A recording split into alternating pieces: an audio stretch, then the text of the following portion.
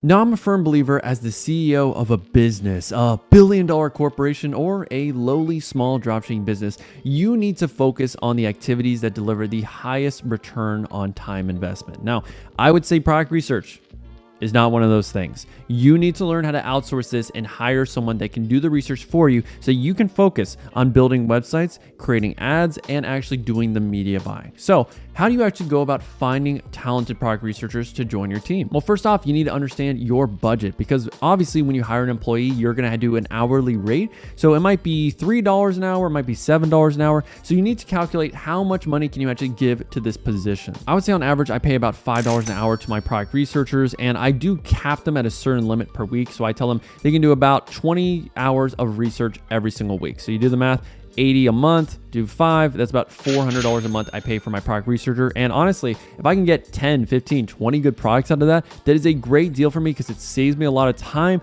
and I can find products that could potentially obviously make me thousands and thousands of dollars. So how do we actually find the talent? How do we train them? How do we evaluate their skills before hiring? Because we don't want to just hire someone and then they end up being absolutely trash. So the first step to hiring anyone, I believe, is creating an SOP, creating a training video that they can follow so that they know exactly what you're looking for. Now, if you don't know how to do that, I mean, it's pretty simple. An SOP is just you doing the task that you want the person to do, recording yourself, and then send it to them. So in product research, it would be you actually using PP ads and using TikTok and just saying, hey, here's me doing the research. This is what I want you to do. And then I want you to find products, put it into a list so that I can analyze the products and see if you're a good fit.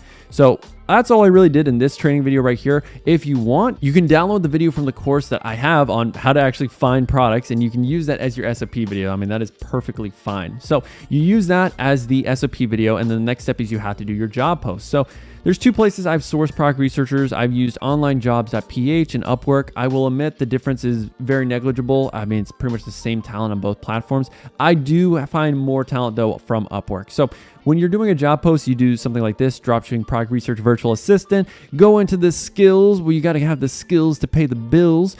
Virtual assistant researcher, this stuff doesn't really matter too much. Let's go to the scope. Okay, more than 6 months. Medium. Is this a job, a contract, a hire? Who cares? Next budget. Okay, hourly rate. I do $3 to $7 an hour. Honestly, this doesn't matter too much with most Filipino virtual assistants. And you might be saying, this is exploitative behavior. And I would say, welcome to capitalism. So getting into this, dropshipping product research virtual assistant, when we go to describe your job, this is what I would do. Keep it very simple. I'm a dropshipping automation. You can say actually this because that's for BOD Miami, my other business. So we're a dropshipping business that are looking to hire. You could just say I'm looking to hire a virtual assistant that can find and source new dropshipping products. Then you just put in your hourly pay. Make sure to adjust based on what you're doing. And then obviously, once you do this job post, you're going to have a bunch of people that apply. And I would say it's really hard to tell based off their experience if they're good at product research. I would say that really is not going to be the way that you tell the difference. You don't want to interview these people and actually waste your time on that. What you need to do is you need to do a skills test. So whenever someone applies, you should be sending them the skills test saying like, hey, thanks for your application. Would you be able to do a skills test so we can better evaluate your skills for the role? So let me show you how you can do that skills test for each person that applies, because it really is a numbers game. You should be honestly doing the skills test to everyone that applies because you're going to have to go through a lot of trash to find the right person. That's just the reality. And you might have someone that has a glowing resume, and then when they do the product research, it's terrible. So I would highly recommend trialing everyone because you really never know. So in this instance, this person applied. I said, hey, I honestly spelled her name wrong. That's on my part. That's a bit of fault. But hey, Roselle, would you be interested in doing a trial? Now, I pay 5 hours for $30 because that's my typical hourly rate.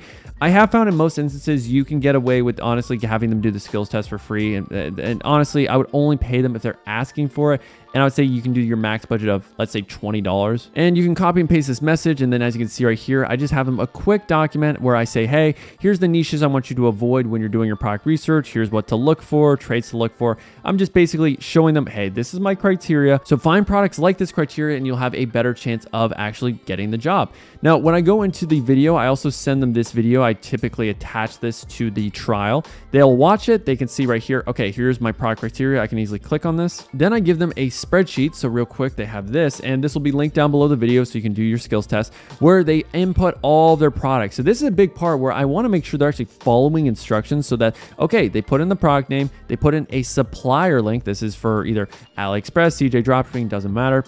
Then they put the price that it costs to buy it. Then what is the typical sell price? We want to make sure they're actually following the rules of margin, $20, $25. And I would say most product researchers don't really follow that. It's not the biggest deal in the world, so I kind of just honestly ignore that. But I want to make sure, are the products good? Do they have proven sales track record? Are these products that I would be interested in selling? So make sure they fill out all the information, and we can actually see real quick. So with Roselle, basically once they're interested, and let's say you agree to a certain price, you would click on their profile, and then you would hire them on a trial. You'd like submit a job essentially. So we just click on hire just like this.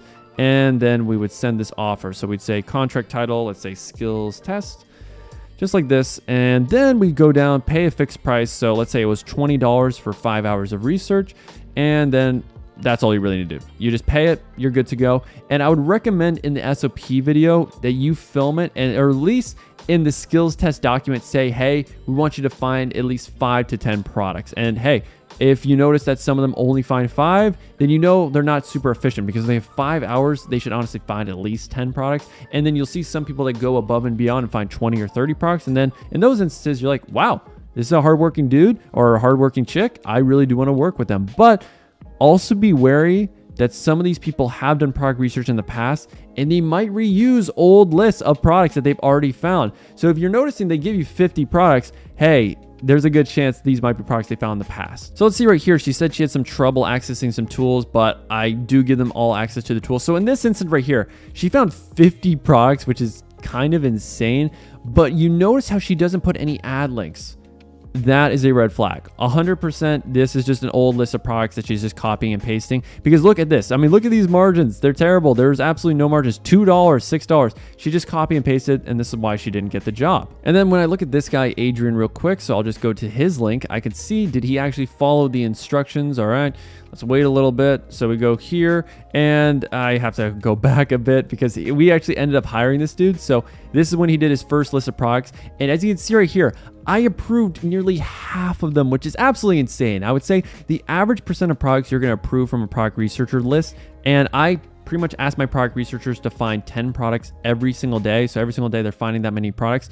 I usually approve maybe 1 if I'm lucky, but this guy absolutely nailed it. He knocked it out of the park. He used the tools I gave him. So he used PP ads, he used TikTok, he used AdSpy, because we were using AdSpy at the time, but I don't recommend it for you, mainly because I just want you to master those 2 methods first. But he absolutely crushed it. He had, look at this, all great margins. And this is what you want to see. You want to be picky. When you're hiring anyone, they have to be someone that you can imagine working for you for years, and not just a quick fix to a need that you have. You never want to hire fast. It's got to be the right person. Because the biggest mistake I've always made in my hiring is I've tried to hire too fast, and I'll get, let's say, 5 people that do a skills test. So I had to pick, all right, who did the best skill test out of 5, when in reality, it's just been a really bad pool of talent, and picking the best out of a bad pool is never a good option. You will always regret that compared to waiting and trying to find more and more people so you eventually find the right person for the role. Because again, you're gonna be working with these people for months, and it's really, really hard to fire somebody that you've hired and admit that you made a wrong mistake. But once a product researcher comes up with a good list and you are absolutely blown away, what is the next steps? Well,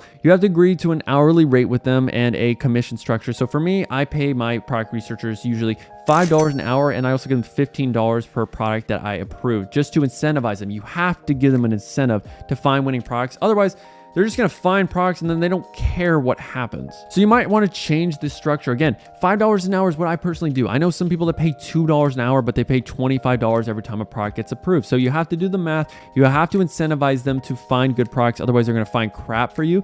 And I would say when you are working with them, you tell them every single day, find me 10 products. I find that when you try to get them to find more than that, the quality does dip. And if you're wondering about, should you send them a contract? I personally don't do that. But when it comes to managing the team, so when you're doing an hourly rate, there's 2 options you have. I know on Upwork directly, they have the option where someone can just track their time and you can see, all right, here's how many hours they worked, here's how much that I need to pay. But if you don't have that option, let's say you found someone from another tool, then I personally recommend Hubstaff. I love this tool. This is how we personally track all of our product researchers. So right now I know at BOD Miami, we have about 5 researchers. So I can actually see Adrian this week. How much time did he put in? So we can see right here, he's already put 37 hours in. That's pretty nuts.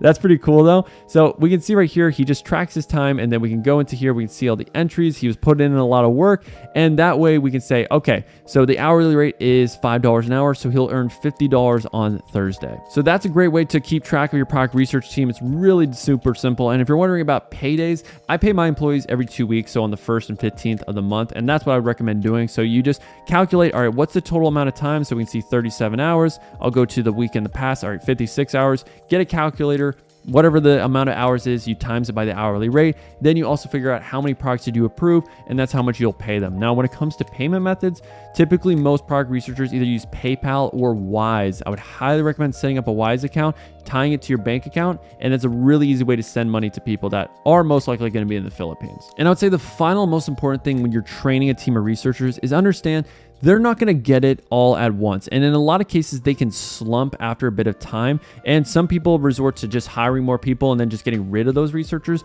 I personally believe in training people and rehabilitating and understanding, okay, why did they go into a slump? So if you're noticing that a researcher goes a week without getting a product approved, like they're just not finding you good products, give them feedback.